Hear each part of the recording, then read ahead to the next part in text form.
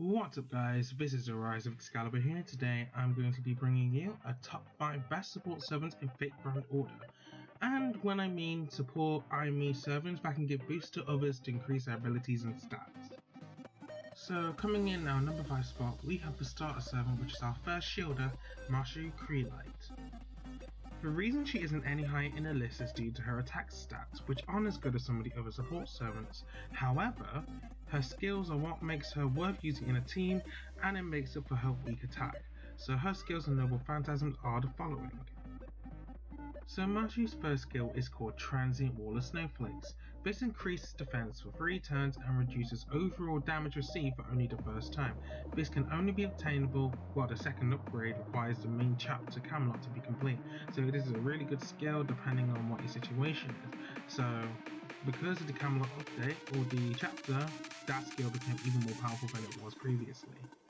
Marshy's second skill is called Obscurant Wall of Chalk. This gives the servant the invulnerability for one entire turn, meaning it cannot take damage, and it also increases Noble Phantasm gain, so you can use a Noble Phantasm one turn earlier if it's basically maxed. So this is a pretty good skill for that one reason. Marshy's final skill is called Shield of Rousing Resolution. This taunts enemies to attack with Marshy herself and then gains a slight Noble Phantasm gain, but that doesn't really happen with the Noble Phantasm gain. All it does is increases the chance of her getting more Noble Phantasm when she attacks, but the first skill actually is really useful. Marshy's Noble Phantasm is called Lord Camelot. This increases defense of all servants by 3 turns if a Noble Phantasm is overcharged, meaning if a Noble Phantasm is last in the Brave chain, it will also be called overcharged. It also does reduce damage received for 3 turns and increases attack of all allies except herself, which is a really good skill, a really good Noble Phantasm because it increases the attack and defense of all servants in game. So Marshy is a really good servant. Her skills are pretty amazing after the Camelot update, but there are a lot better servants out there, but as I say, her skills are really good and makes up for her weak attack. So if you're going to use it on a team, I suggest you use her because her skills are really good and you could possibly win games because of her. So coming in our number 4 spot, we have Jeanne d'Arc. The reason why Jeanne d'Arc is in our number 4 spot is because she is powerful in terms of raw support and can give one hell of a boost to all the servants in game. Her attack is not the most powerful either, but can still do a bit more damage than Marshy's. However, she is resistant to all classes except Berserker. Now that's what I call a true support class servant, which is going to be resistant to everything. These are her skills and her Noble Phantasm. Her first skill is called Revelation A. This allows you to gain critical stars each turn for 3 turns only, which is a really big help because in certain situations you want critical stars to insta-kill some of the enemies on the other team. Her second skill is called True Name Discernment B. This can greatly reduce Noble Phantasm power of a servant enemy if you target them. This can be extremely useful if you cannot stop their Noble Phantasm from hitting your servant or just doing tons of damage, which is a really good skill. Her last skill is called Divine Judgment A, which has a chance to stun an enemy servant, which is a really useful skill because if you cannot stop the Noble Phantasm like your previous skill, you can stun them instead. Jeanne's Noble Phantasm is called Luminosite Eternal, which makes all allies invulnerable to damage for 1 turn.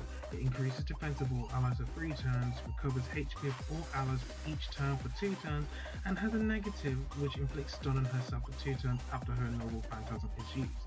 But it is still a really good Noble Phantasm. It gives your servant an additional boost of health, also an additional boost of invulnerability, and I think that's a really useful Noble Phantasm. Overall, my opinion does not change Jeanne d'Arc. She should be used in a team if you can get that because her Noble Phantasm is good and so her skills, but it's up to you who you use on your team.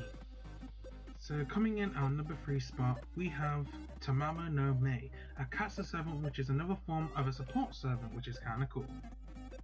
The reason why she's higher in this list is due to her attack power as a caster and a support servant.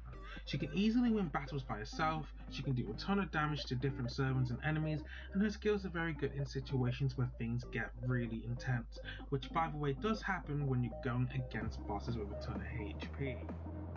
So her first skill is called Witchcraft EX, that has a high chance to reduce an enemy's Noble Phantasm charge. That is really good if they're about to use a Noble Phantasm the next turn. This skill can stop that and steal basically 1 bar away, which is really good. Her second skill is called Transformation A, which increases defense twice, one for 1 turn and the other for 3 turns, which I do not understand why they had to split it in between unless there's a purpose, but it increases defense in total for 4 turns, let's put it that way. Her last skill is called Fox Wedding EX. This increases art card performance for 3 turns, and it will get this additional skill if the player completes an interlude quest. Recover HP. Now that is only obtainable if you complete an extra quest for her character. This is her Noble Phantasm, Suten Nico Amaterasu Yana Shizushi. This Noble Phantasm reduces skill cooldown time of all allies by 1, recovers HP of all allies and increases Noble Phantasm of all allies, which is an amazing Noble Phantasm as it gives HP and Noble Phantasm. And I'm assuming CT is obviously cooldown time for skills. So I'm going to say this is probably one of the best Noble Phantasm in game. Coming in our number 2 spot, we have Irisviel from the Fate Zero event in Fate Grand Order.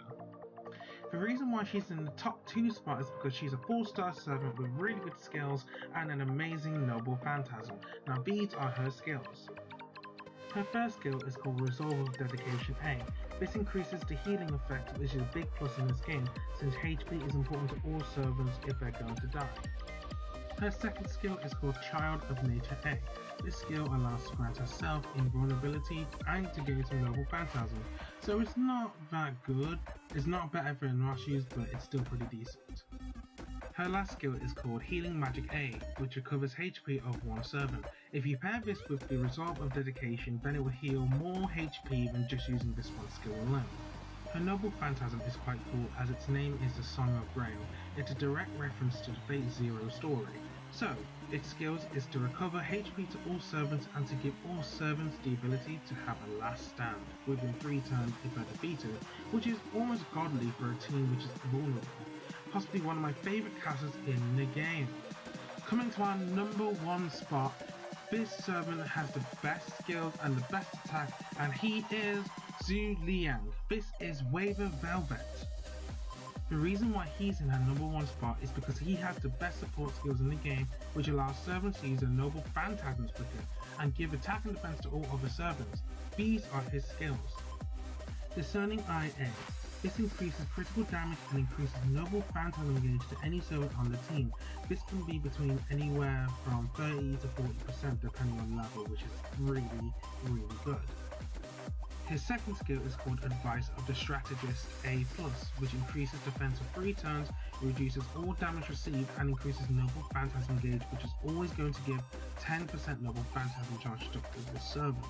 Now that is one of the best skills I've ever used in a game when I used Waver. Waver's last skill is possibly my favourite skill from his skill set. It's called Command of the Strategist A+. This increases attack for 3 turns for all servants, it increases the overall damage for servants for 3 turns, and increases Noble Phantasm gauge by the same amount as the other skill. These are amazing skills and I personally love this servant due to his ultimate support. He's a must-have on every team. Waver's Noble Phantasm is possibly my favourite Noble Phantasm in the game. It is called Formation of No Return.